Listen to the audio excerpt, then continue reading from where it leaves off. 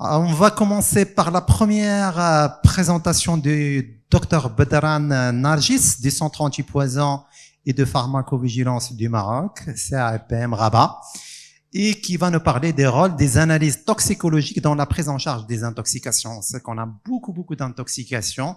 Ça, les médicaments, les pesticides, hein, aussi plein de choses qui sont les morsures de scorpions, Androctonus maurotanicus, les serpents. Donc, et on va voir l'expérience du laboratoire du CAPM. Bon, Dr Bedran sera online et c'est à vous la parole, Dr Bedran. Donc, je suis vraiment heureuse de participer avec vous, même si en ligne. Et merci beaucoup, professeur, pour cette introduction. Donc, je vais vous parler de l'expérience de notre laboratoire du Centre antipoison de pharmacovigilance du Maroc concernant le rôle des analyses toxicologiques dans la prise en charge des intoxications. Alors, en effet, les expositions contaminantes de l'environnement, produits chimiques et de consommation constituent un réel problème de santé publique. Selon l'Organisation mondiale de la santé, les intoxications accidentelles ont entraîné une perte de vie qui peut aller jusqu'à 6,3 millions d'années de vie, et que 20% des suicides à travers le monde sont dus à des intoxications par les pesticides, sans oublier les facteurs environnementaux qui sont responsables d'une charge importante de mortalité et de morbidité à travers le monde.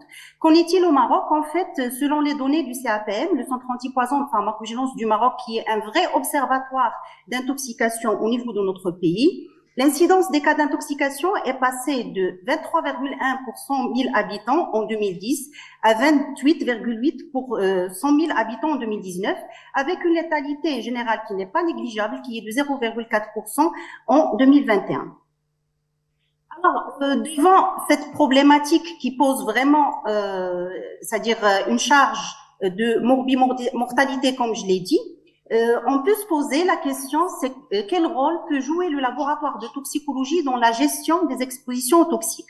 Alors, le rôle est très important, puisque en toxicologie clinique, ça va permettre de poser le diagnostic, le pronostic et le traitement antidotique, mais c'est surtout de rationaliser les hospitalisations et également l'utilisation des antidotes. Comme vous savez, ça coûte cher. Ça permet également en addictologie de suivre le traitement de substitution, mais également de surveiller des nouvelles tendances, par exemple la consommation des nouvelles drogues de synthèse qu'on appelle les NPS. C'est également intéressant en cas d'urgence et incident chimique. Ça va permettre de participer à des investigations au cours des épisodes aigus d'intoxication, comme c'est le cas du méthanol, on va le voir par la suite. En santé environnementale, c'est très intéressant de réaliser les analyses toxicologiques puisque ça va permettre de surveiller les expositions chroniques de la population aux différents polluants, mais également d'étudier la contamination des matrices non biologiques. En santé au travail, ça va permettre un biomonitoring des travailleurs, mais également le monitoring ou bien la surveillance continue des lieux de travail. Et c'est très important en toxicologie médico-légale pour élucider tout ce qui est affaire de soumission chimique, intoxication en cas de décès et aussi les conduites sous influence. Et c'est très important pour tout ce qui est recherche scientifique et pour tout ce qui est domaine de pharmacovigilance, de toxicovigilance et aussi l'identification précoce de nouvelles menaces pour la santé publique. Au Maroc, les principaux laboratoires de toxicologie analytique qui œuvrent dans le domaine de la toxicologie clinique plus ou moins environnementale, on a le laboratoire du Centre antipoison de pharmacovigilance du Maroc qui réalise les analyses toxicologiques et de suivi thérapeutique pharmacologique. On a le laboratoire de la Fraternelle de la Gendarmerie royale et nous avons les différents laboratoires, de biochimie au niveau des différents CHU. Dans ce contexte, l'objectif de ce travail, c'est de montrer le rôle des analyses toxicologiques dans la prise en charge des intoxiqués, mais également dans le support des vigilances sanitaires. Alors, on va donc arriver à cet objectif à travers la description des demandes d'analyse reçues au CAPM Lab, c'est le laboratoire du Centre antipoison, et qui émanent des différentes structures sanitaires de 1995 à décembre 2023. Je vais également décrire les résultats des signaux et alertes, les investigations épidémiologiques qu'on a menées, surtout les plus récentes, et les études d'exposition chronique de la population. Alors, comme n'importe quel laboratoire de biologie médicale, le déroulement des analyses au niveau de notre laboratoire va se faire en 3 étapes. La phase pré-analytique, on va choisir la matrice sur laquelle on va travailler selon le délai d'intoxication, selon l'orientation clinique et le toxique suspecté. Pour les modalités du prélèvement et d'acheminement, ils sont disponibles sur notre site du CAPM et on les envoie régulièrement. C'est des fiches qu'on envoie régulièrement par courrier et par mail aux différentes directions régionales de santé. Par la suite, bien sûr, vient la vérification de la conformité et l'enregistrement du cas. Pour la phase analytique, on se base sur plusieurs méthodes. Les méthodes rapides, comme les méthodes immunochromatographiques et spectrophotométriques et photométriques, enzymatiques, mais également les méthodes les plus sophistiquées. C'est tout ce qui est en fait HPLC, chromatographie liquide, chromatographie gazeuse, couplée à différents détecteurs comme l'UV, comme la masse et la masse en tandem. Et vient après la phase post-analytique où on va valider techniquement les résultats. Par la suite, on va confronter par une discussion entre le clinicien et le biologiste les résultats de recherche aux données cliniques et la saisie va se faire sur une base de données interne. Nous avons adopté dans notre laboratoire une stratégie intra-laboratoire où on va faire des demandes, selon le type de demande, on va réaliser certains types d'analyses. Pour les demandes d'analyse ciblée, on va passer par des analyses spécifiques, comme le dosage des alcools par chromatographie gazeuse, comme la recherche des drogues par méthode immunochromatographique et leur confirmation par méthode chromatographique. Mais lorsqu'on a une demande d'analyse non ciblée, soit l'intoxication elle est certaine, mais le toxique il est inconnu, on a pas mal de cas dans ce sens, soit le toxique il est connu, mais il y a une discordance entre le tableau clinique et le toxique, ou bien on a un doute sur l'intoxication, c'est le cas le plus qu'on reçoit souvent, c'est le coma apéritique. Alors là, on va faire un screening toxicologique large. C'est un balayage qu'on va faire pour chercher le maximum de toxiques dans les matrices biologiques. En matière de résultats, nous avons reçu pendant la période d'étude plus de 16 000 demandes d'analyse. C'est surtout chez le sujet jeune, de sexe masculin, et la plupart des demandes, vu la proximité, émanent des régions de Rabat et de Casablanca, également des services d'addictologie. Concernant le service le plus demandeur, c'est le service de pédiatrie, ou bien les services de pédiatrie. Nous avons augmenté le pourcentage du rendement analytique au niveau de notre laboratoire en introduisant de nouvelles méthodes, de nouvelles techniques, par exemple le screening par chromatographie liquide couplée à la masse en tandem. Et ce qui est intéressant, c'est que on a en fait développé une méthode d'extraction commune entre la GC et la LC pour diminuer le temps d'analyse et également les coûts d'analyse. Je vais vous montrer le rôle de notre laboratoire dans la confirmation de l'intoxication et l'identification du toxique à travers quelques cas cliniques. Le premier, celui d'un jeune de 23 ans qui a des antécédents psychiatriques, qui est sous antidépresseurs et neuroleptiques et qui a été admis dans un tableau de convulsion avec trouble de conscience après une tentative de suicide selon la famille. On a traité symptomatiquement et on a trouvé dans le bilan toxicologique qui a été réalisé au niveau du CHU par automate les imipramines qui étaient positifs. Donc c'est des antidépresseurs imipraminiques, mais après l'évolution était marquée par la dégradation du GCS avec une détresse respiratoire nécessitant une intubation-ventilation. On a reçu les prélèvements pour élucider ce cas et là on a trouvé donc en LC-MAS l'alpha-chloralose et également en GC-MAS de l'alpha-chloralose, qui est un raticide qui donne des convulsions avec une détresse respiratoire. Le deuxième cas est celui d'un patient de 40 ans qui a été retrouvé par sa famille à domicile somnolent avec des boîtes de médicaments vides à ses côtés, de l'olanzapine qui est un neuroleptique atypique et la sertraline qui est un antidépresseur. Là, à l'arrivée aux urgences, il avait un coma Glasgow score à 14 avec une saturation en oxygène qui était un peu basse et il présentait un myosis avec une bradycardie, une hypotension. Normalement, on est devant un syndrome opiacé, mais le médecin n'a pas pensé à ça au début. Il a réalisé des examens biologiques avec un scanner cérébral qui sont normaux et l'évolution a été marquée rapidement par l'apparition d'une détresse respiratoire qui a nécessité une ventilation artificielle. Et là, on est devant un syndrome opiacé. Lorsqu'on a fait l'analyse par LC-MAS, on se trouve avec de la sertraline dans le sang et les urines, mais aussi avec un métabolite de l'héroïne, le 6-MAM, le 6-monoacétylmorphine, Et là, quand le médecin a refait l'examen, il a trouvé effectivement des traces d'injection au niveau du membre supérieur du patient. C'était un toxicomane. Pour le troisième cas, on reçoit beaucoup de cas d'addicto, mais là, c'est un cas particulier d'un jeune de 26 ans qui était suivi en addicto également dans notre laboratoire depuis l'âge de 19 ans pour une addiction au cannabis avec plusieurs rechutes. Mais dernièrement, il commence depuis quelques mois à avoir des signes d'anxiété et de dépression avec une perte de poids. Il rapporte l'installation récente du signe digestif à type de douleur abdominale et de vomissement. Et à l'interrogatoire, il nous a dit qu'il consomme juste du cannabis. Lorsqu'on a fait l'analyse immunochromatographique, déjà, on a trouvé de la cocaïne et du THC, le tétrahydrocannabinol qui est le métabolite du cannabis. Et lorsqu'on a fait l'analyse au niveau de l'AGC, on se trouve avec de la cocaïne, son métabolite, le méthylhexgonine, mais également la lévamisole. Le lévamisole, en fait, c'est un antiparasitaire vétérinaire et qui est utilisé comme produit de coupe de la cocaïne. Donc, c'est comme une sorte de frotte dans les préparations de cocaïne. Et les signes cliniques qu'a le patient, que présentait le patient, concordent avec l'utilisation de cette molécule.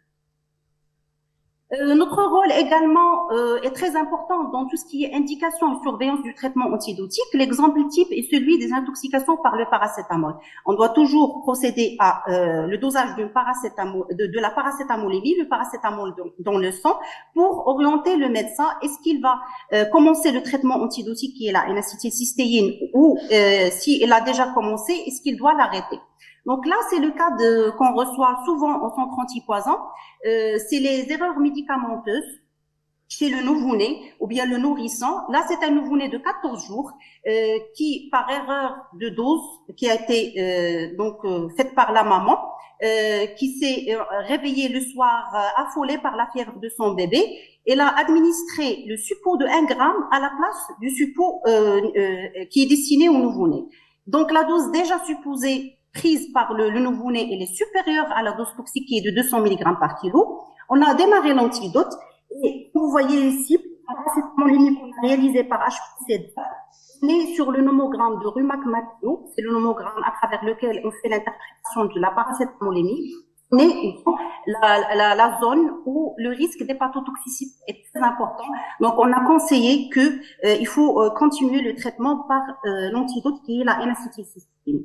Le deuxième cas de figure, c'est qu'on reçoit assez souvent, surtout chez les enfants, c'est les accidents de transvasement. En fait, là, c'est la famille qui va prendre le pesticide et le mettre dans un récipient qui est destiné à la cuisine ou autre.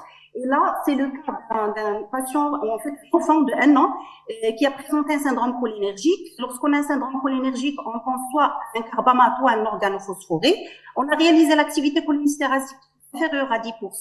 Et ces deux, les carbamates et les organophosphorés sont des anticholinestérases. C'est pour ça qu'on va voir l'activité diminuer. Et lorsqu'on a cherché dans le lavage gastrique, le liquide du lavage gastrique, il y avait du chlorpériphos. Et là, on a commencé le traitement par l'antidote qui est le Contration. Le deuxième cas de figure, c'est celui d'une patiente de 17 ans qui a présenté un syndrome hémorragique vraiment persistant. Et le médecin n'arrivait pas à gérer ce syndrome. Il lui donnait de la vitamine K, mais il n'avait pas, c'est-à-dire un diagnostic, c'est-à-dire un diagnostic palpable en fait. Et la patiente par la suite, elle a avoué qu'elle a pris un produit chinois de chez un herboriste, donc même les herboristes vendent les pesticides. Et lorsqu'on fait l'analyse du produit, on va trouver du bromifacum, qui est un antivitamine K, un raticide antivitamine K, qui est très puissant, et on peut avoir un syndrome hémorragique pendant vraiment plus qu'une année. Et pour cette patiente, on lui a administré d'une façon prolongée la vitamine K. On fait également tout ce qui est notre laboratoire est performant concernant tout ce qui est analyse de produits. Parfois, par rapport au délai de réception du patient ou bien d'échantillon, on peut ne rien avoir dans le sang et les urines, dans les matrices biologiques. Et là, tout l'intérêt de faire le screening au niveau des produits à la recherche de leur composition. Nous sommes également performants en matière de signaux et alertes. Le signal qui a émané de notre laboratoire, c'est surtout les intoxications accidentelles chez l'enfant de bas âge par le cannabis. Auparavant, les parents arrivent avec un enfant en bas âge qui va présenter des troubles neurologiques. En général, c'est des troubles de comportement, d'hypotonie, avec perte de conscience, une agitation, parfois des hallucinations. Parfois, on peut avoir même des convulsions ou bien des troubles de conscience qui sont avancés. Et malheureusement, le médecin il pense pas au cannabis dès le départ. Même la famille ils vont pas avouer que parmi les parents ou bien les proches, il y a un proche consommateur de cannabis. Et on va faire subir à cet enfant en bas âge une batterie d'examens, que ce soit le scanner, que ce soit le bilan biologique, alors qu'il suffisait de demander un bilan toxicologique pour avoir donc le résultat positif par rapport au THC. Là, c'est un produit chinois. Donc, on a en fait pour ce produit chinois, on a publié une alerte dans ce sens dans notre revue Toxicologie Maroc. C'est un produit qui est vendu pour la teinture des cheveux en noir. Mais malheureusement, les adolescentes l'utilisent pour avoir un tatouage en henné. Ils vont le mélanger en henné pour avoir un tatouage permanent et très très noir. Donc avec une couleur agréable. Et là, ça peut donner vraiment des dermatites qui sont indélébiles. Pour ce produit, quand on l'a analysé, on a trouvé qu'il s'agissait de la PPD, la paraphényldramine, qui est vraiment un produit très allergisant. Pour le deuxième cas, c'est un produit qui se vend chez l'herboriste et qui est destiné pour stimuler l'appétit chez l'enfant et la femme enceinte. Et lorsqu'on a fait l'analyse, normalement pour les herboristes, c'est un produit à base de plantes. Mais lorsqu'on a fait l'analyse, c'est un produit à base de cyproheptadine qui est normalement déconseillé chez la femme enceinte et l'enfant de bas âge. Le troisième cas, c'est celui où le produit, c'est le fameux produit Lebec. C'est un produit qui provient de l'Indonésie, en fait qui n'est pas homologué au Maroc, donc on le trouve chez les herboristes en droguerie. Donc c'est un produit qui est utilisé pour en fait des problèmes rhumatismaux. Donc malheureusement il va être utilisé chez les sujets âgés surtout. Et lorsqu'on a fait l'analyse, donc on trouve du paracétamol, de la noramidopéril et du phénylbutazone qui est un anti-inflammatoire très puissant. Alors, en fait, on intervient également dans les investigations, c'est surtout les intoxications collectives par le méthanol. L'avant-dernière investigation, c'était en 2017, Al-Hajib, où on a fait le dosage du méthanol déjà pour avoir le diagnostic précis d'intoxication. Et la méthanolémie moyenne était de 1,34 grammes par litre. C'était vraiment une méthanolémie élevée. Et les produits de la saisie, de la gendarmerie royale, ce produit avec un bouchon blanc, on a trouvé vraiment une dose de méthanol très importante. En fait, pour les intoxications par le méthanol, c'est soit l'eau de vie, où le taux de méthanol va être plus important que le taux d'éthanol. C'est l'eau de vie qui est faite de façon artisanale. Soit ça va être les boissons alcoolisées où on va ajouter du méthanol. Mais la plupart du temps au Maroc, c'est l'alcool à brûler qui est vendu dans le marché parallèle.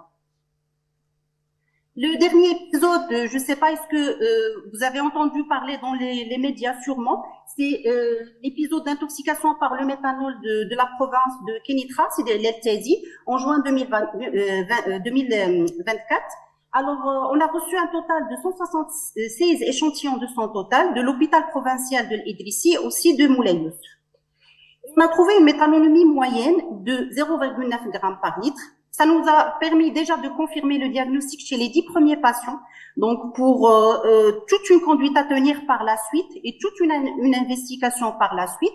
Et ça nous a permis également de suivre les patients sous hémodialyse et sous éthanol pour aider le médecin, le technicien, sa démarche thérapeutique, est-ce qu'il arrête l'hémodialyse ou il reprend d'autres séances d'hémodialyse.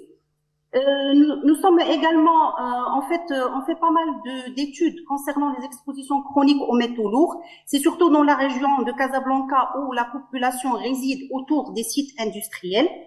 La dernière, c'est celle de Diouna, où c'était une étude 4 témoins qu'on a réalisée à Amsterdam et qui a montré des taux très élevés de plombémie dans la population exposée de Médiouna par rapport à la population non exposée de Rabat. On réalise également des études concernant les expositions chroniques aux pesticides.